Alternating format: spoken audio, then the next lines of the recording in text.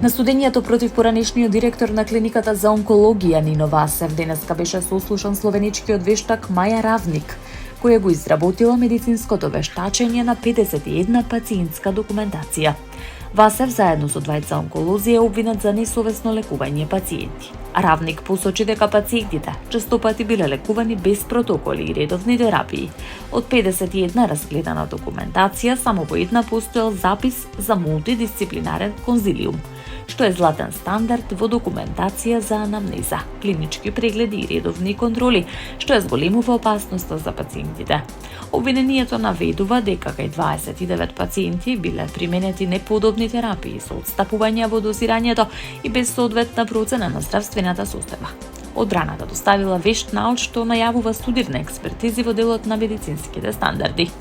Следните рочишта за сослушување на вештаците од Словенија се закажани во текот на седмицата. Подоцна ќе бидат сослушани и вештаци од Србија. Во предметот веќе има еден онколог што призна вина и доби условна казна.